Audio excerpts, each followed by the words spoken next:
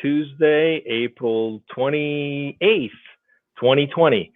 Welcome to the show. I have my co-hosts with me today, Kim Lantis in Hermosillo, Mexico, and Carlos Ponce in Mexico City, and our guest, Yenvy Truong, Truong, I hope I said that correctly, in Miami. Yeah. Welcome to the show. Please introduce yourself to the audience. Let us know who you are, and then we'll ask a little bit about your company. We're very excited to talk with you and get right into the topic today. We're talking about wearables, right? Wearables. So let's see who you are. Please introduce yourself. Hi everyone, my name is Yenvy Truong. I'm the CEO of a company called Healthsnap.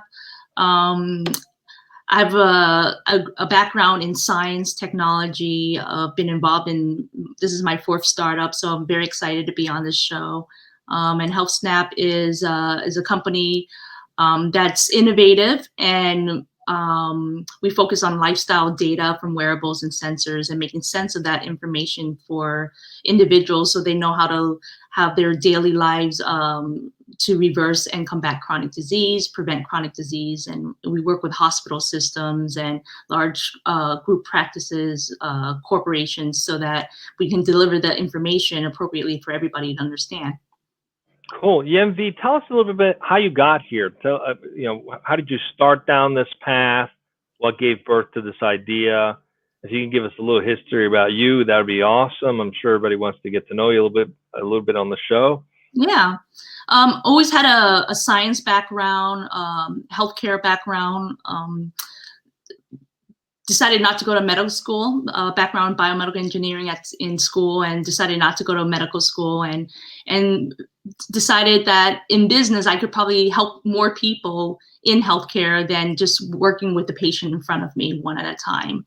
And so I was a chemist, and then went into medical sales, and was in a number of startups from being a number 6 employee to watching it grow and being a pivotal person in the growth of a number of these startups, and having a number of my own startups.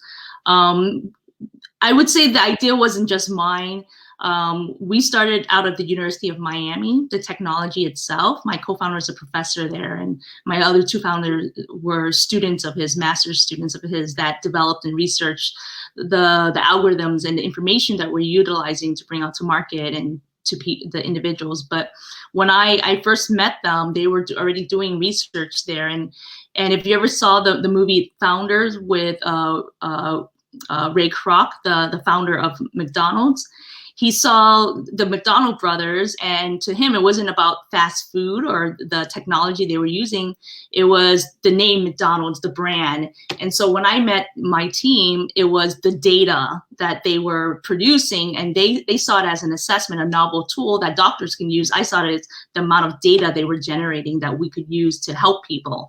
And so we partnered up, started working with the University of Miami as well, started the company called Healthsnap. And as the market started growing with wearables and sensors, we realized that taking data from these devices and utilizing that data has become, a seamless way for us to work with patients. As opposed to asking them questions, we can actually have this passive information that comes to us so that we can help them. And so we've just evolved over the past 5 years to being part of what's a huge part of the digital health market right now, which is wearables and sensors, and we do all the analytics and data around that.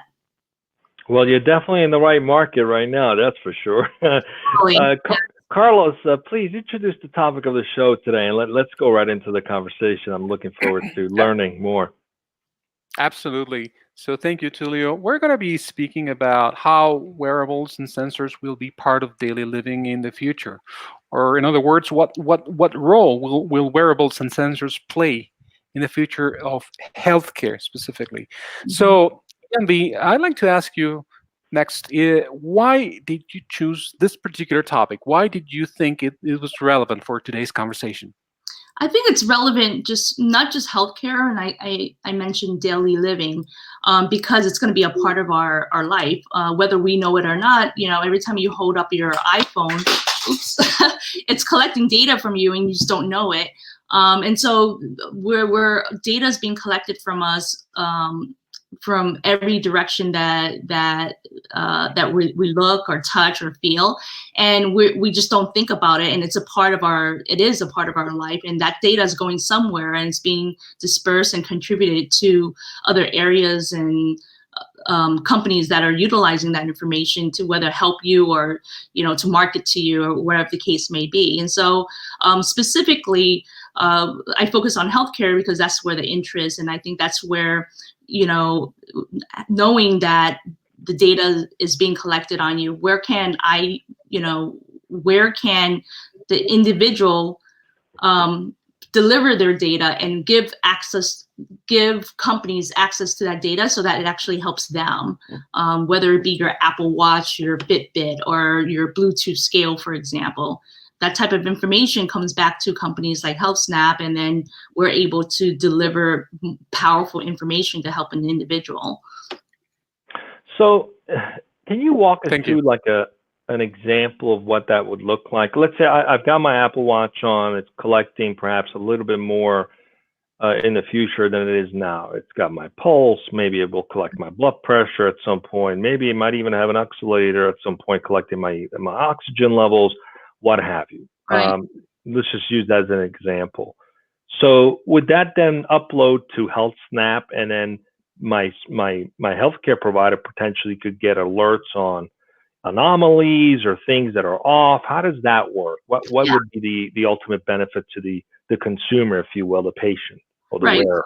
So I always like to tell a story about this so that we have a picture and a story in our head of what life is going to be like, in even maybe in 5 years or so. Is imagine that you catch a flight from Miami to New York, and you're really stressed. You're running to a meeting, and it's rainy, and it's you're stressed, and then all of a sudden you get this alert, whether on your phone or your watch, that your immune system is compromised. You're in New York, you're stressed, you have your ear pods on. Your ear pods, what you don't know is taking your temperature. Data around maybe the flu or colds or whatnot in that area that you're in New York is notifying some type of app or company that's saying that there's a high level of flu contamination in your area, or there's a certain type of cold that's more prevalent in that area as well. And so you're getting all these alerts, and then all of a sudden you get this alert that your physicians just got alerted that you may be catching a cold or a flu, or you get an alert that there's supplements that's going to help you just around the corner at a CVS or a Walgreens. And so as part of daily living, you have your ear pods on, and right now, Apple is working on getting your temperature from that. If you ever you take your daughter or your son to the pediatrician, he puts a little scope in your kid's ear and takes the temperature from there. And so as we're wearing all of this, there's sensors that's going to be in our threading as well. That's already available on the market, but for other uses, but not for daily living. And so as these technologies and these sensors start being more fluid and seamless, they'll start coming into how we live every day. And at that point, it's just going to be either a trend that you just have this, just like an Apple Watch or a Fitbit, or it just starts being adopted more. But that's the really what in about 5 years we're going to be seeing in our day-to-day life with all these devices and sensors. Okay, so I can see the value in this, right? I mean, if I have a heart condition, perhaps, and I'm walking or jogging, and maybe I'm pushing myself too hard, I get an alert saying, "Hey, slow down," or to drink some water or something along the lines that could help me literally prevent a heart attack or stroke or what have you. Or that is a perfect example. Hey, you're in an area that has a high contagion of the flu right now, and your immune system is compromised. Take something or what have you. Take a break. I can see how, like, people who suffer from diabetes, they have those little devices that they wear, and it automatically checks them and also injects them sometimes, right, with the insulin. Do you see that perhaps at some point some of these wearables could also, depending on how the technology evolves with nanotechnology, what have you, could also potentially increase someone's defense system, for example, or in the case of someone who might be literally having a heart attack, that could administer some kind of medication?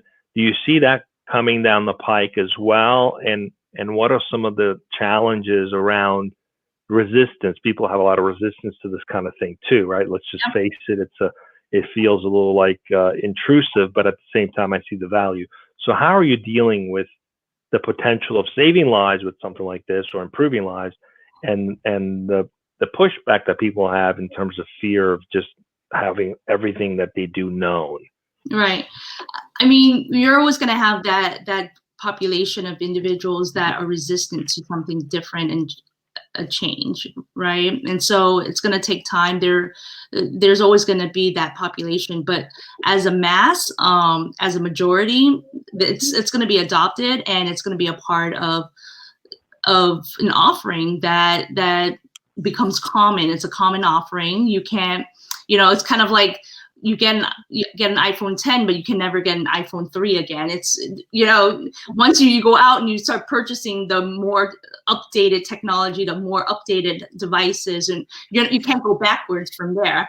And so you just won't have a choice once that comes onto the market and it keeps on improving. But as it relates to prevention versus reactive states, right now we're in healthcare, we're in a reactive state, right? Reactive state is you already have this disease, you go to your doctor, and your doctor tells you you have this disease, diabetes, cardiovascular disease, whatever the case is, and here's the medication for it. A goal of this type of technology and daily living is that you don't get to the point where you have this disease, where the data is already so fluid that the physicians already can see the trend that you're going towards a disease, and then be a partner with the individual and say, hey, you're working towards a disease state. Let's have a conversation with either a dietitian or whoever it is that could prevent you from getting this disease. And so that's where the goal of Healthsnap is providing the appropriate data and predictive analytics so that the patients don't get to that point. And so right now we're in a reactive state, and there's a paradigm shift where health systems, corporations are moving into a proactive state so that you don't catch these diseases, and we're not in a position where we have to worry about the drugs being deployed at the right time. But there will be a case where you need that. Right, in particular individuals. So I've got some questions. I tend to naturally be a devil's advocate. It's something about me that my husband usually hates. But my question for you, I guess I have two. And we also have an audience question, so I will have three. Okay. But my first question, and they kind of go hand in hand, is this idea of two potential problems that I see. I love this idea of proactive versus reactive, and I definitely see a lot of the pros here. But there's two cons I'd like to discuss as well. Number one, as we know, healthcare is already extremely unequal, right? It's not equally accessible. Some countries and places in the world better than others. But if this is the way of the future, how could we guarantee that there's equal levels of quality of healthcare when individuals might not be able to afford such devices, and if that's just the way of the world, right? And then also, how does this go hand in hand with this idea of self-medication? Advent of Google, everybody's a doctor, we're all dying from cancer. How would having these wearables and these sensors not shift to this point where people feel like they actually don't need the help from a medical professional? Right. And so the first question is, how does everybody have equal access to this type of direction in healthcare as it relates to wearable sensors and even prevention?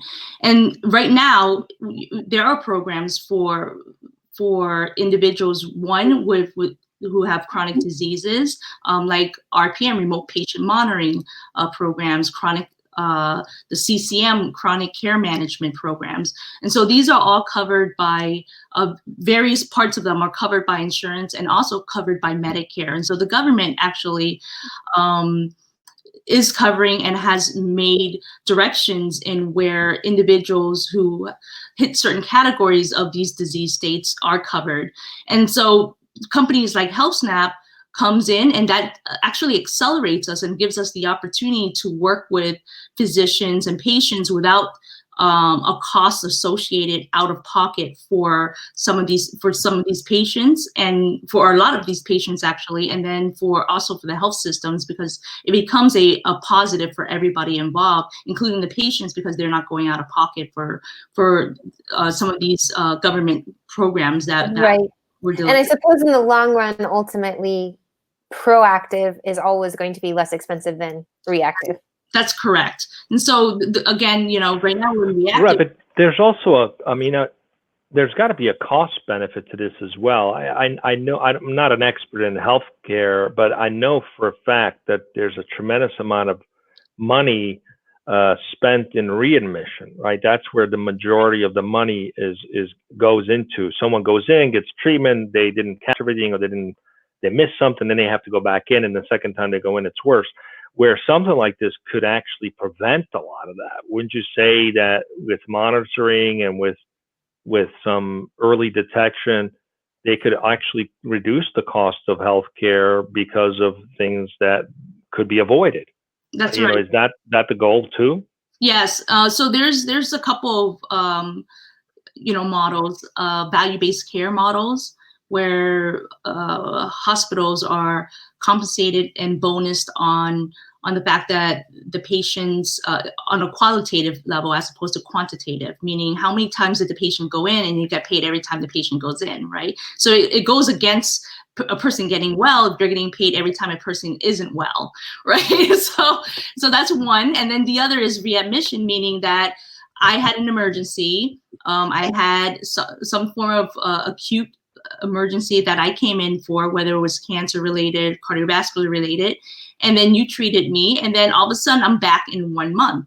And so hospital systems and various groups are getting dinged and penalized on reimbursements for the fact that these individuals are coming in within a very short period of time. That means that you really didn't help me. You just kind of put a Band-Aid on it, and then that Band-Aid fell off, and now I'm back again, right? And so that's where, that's where health systems bring us into the mix, is that we actually have the appropriate data for them to analyze whether and why the patients are coming back into the health systems after they've been released.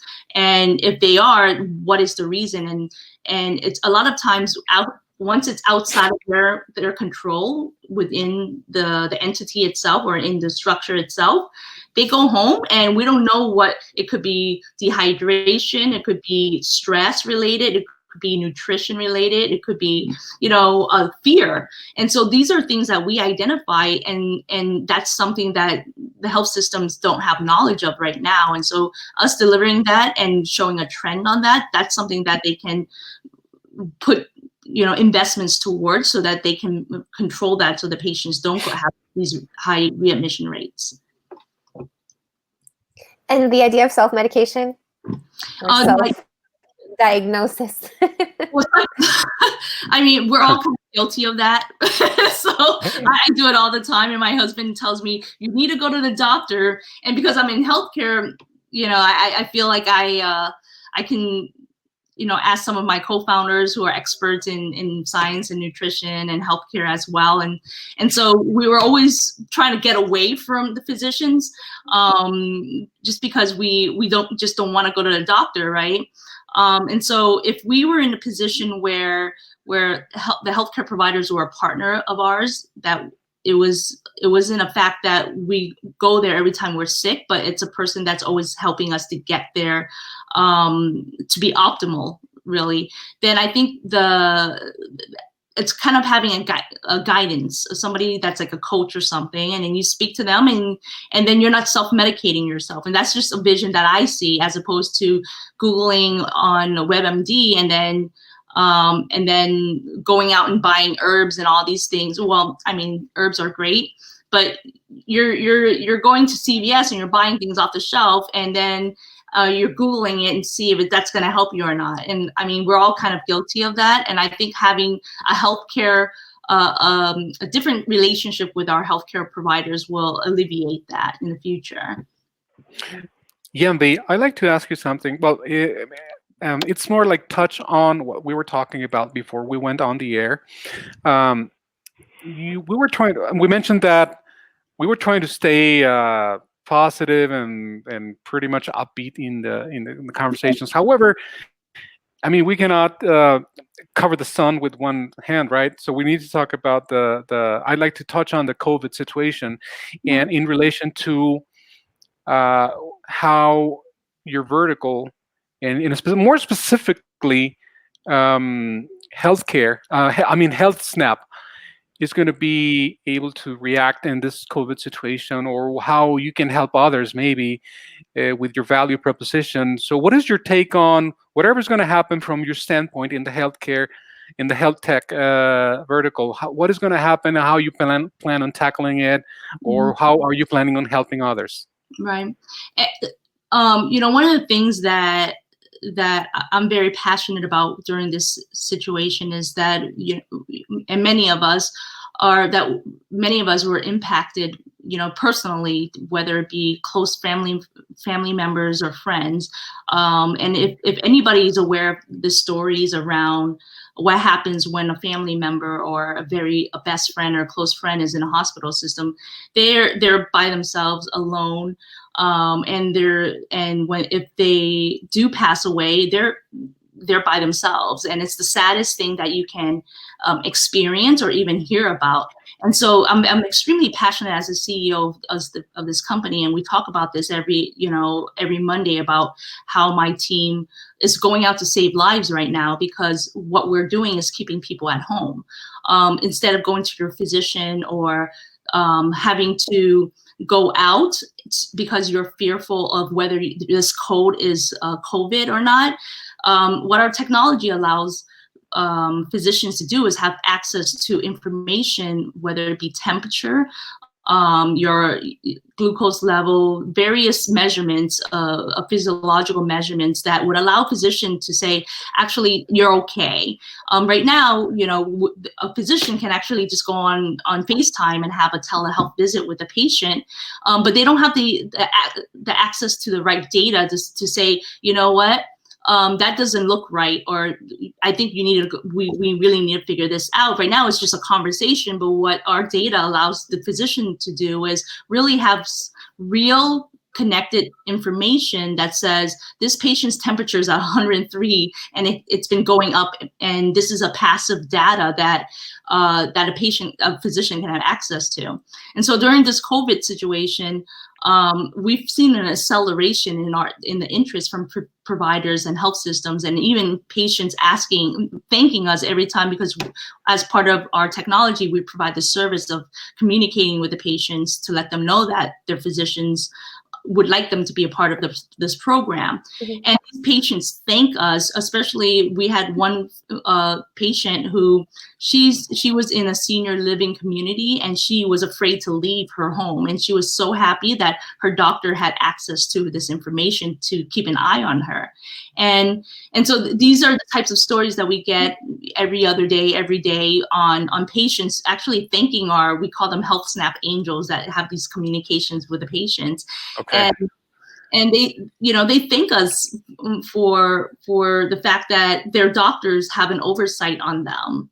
And so it feels good, and it keeps them home, and it keeps them safe. Perfect. Thank you, Yenvy.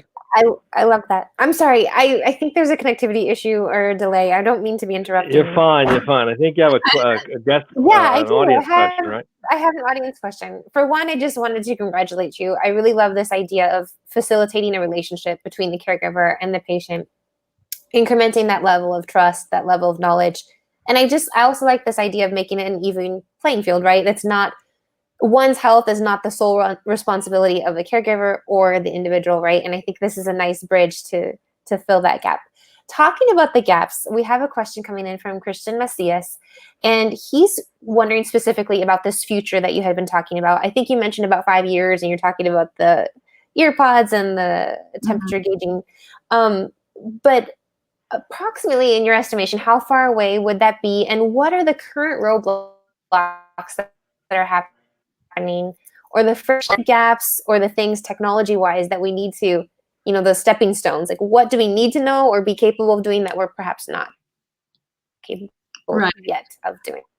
Right. And so right now, you have access to all this technology, and what's happening is that the technology that's in your hand is only getting more powerful. And so at some point, it's not a matter of you going out and having to buy this novel, cool tool that's completely different. It's already sitting in your hand. It's just being updated every time and getting better. So the AirPods you're wearing, it's only going to be updated and getting better.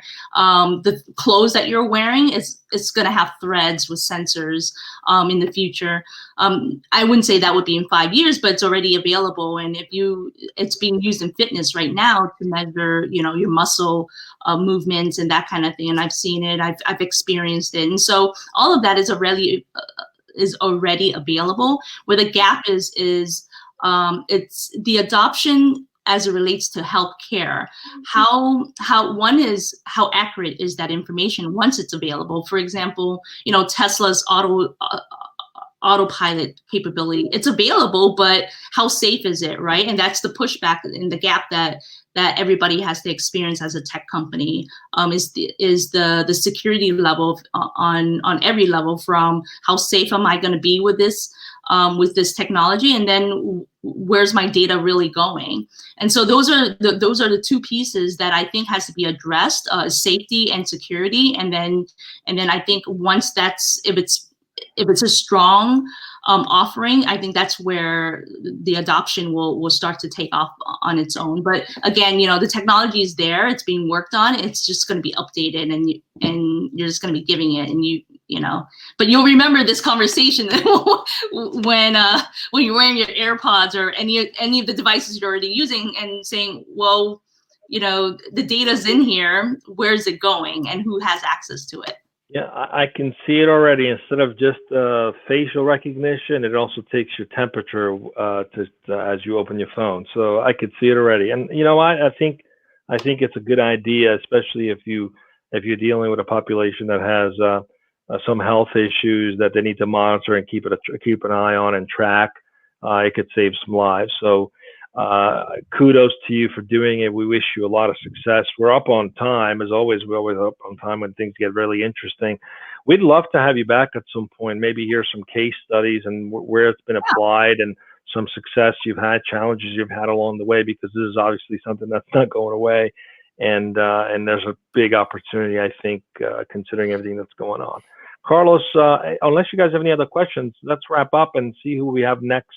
We have another guest tomorrow. Anybody any question? No, we don't have any more questions like right now, but we're always going to keep an eye on the Twitter feed, which is where our questions usually come from. And tomorrow we're going to have, and actually on Dojo Live, we're going to have, let's see who we have tomorrow. We have Amelia Dishmuk.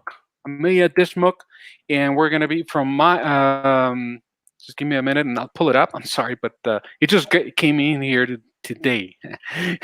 So some of these information takes time. So we're going to be speaking about the future of recruiting strategy in the decade of disruption. Okay, so can companies use digital transformation to adapt to a future where market conditions are changing faster than ever before? So that's what we're going to be talking about tomorrow, right here on Dojo Live with our guest. Our guest is Amelia Dishmuk from Maya Systems. Yenvy, I wanted to just quickly close with one simple thing. I wanted to say thank you. Thank you for choosing a career in tech. You know, we don't have enough women in tech, so it's very encouraging. I did a workshop a couple of weeks ago at Penn State. We did it virtually. It was a women empowerment conference, and I find it very encouraging when women go into tech, because we need a lot more of you. So thank you for doing that, and obviously you're doing something that's worthy of our attention.